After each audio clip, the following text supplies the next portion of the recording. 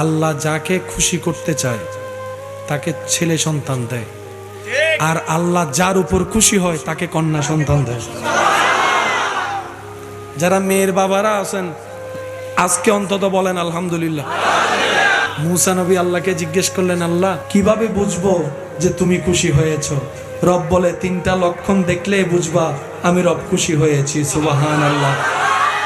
একটা লক্ষণ, আমি রব যখন খুশি হই তখন আকাশ থেকে বৃষ্টি বর্ষণ করি।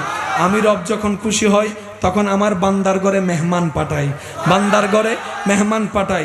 আমি রব যখন খুশি হই তখন কন্যা সন্তান গই ঘরে আমি আল্লাহ পাঠাই দিই। আল্লাহ খুশি হলে যে 3টা কাজ করেন, আমরা মানুষ সে 3টা কাজেই নারাজ। সব কাজ শেষ করে ঘুমাইতে গেছেন, টিং টং দরজা খুলে থেকে 5 জন মেহমান। কারো ঘরে কন্যা সন্তান হয়েছে, কি হয়েছে রে, ছেলে না মেয়ে?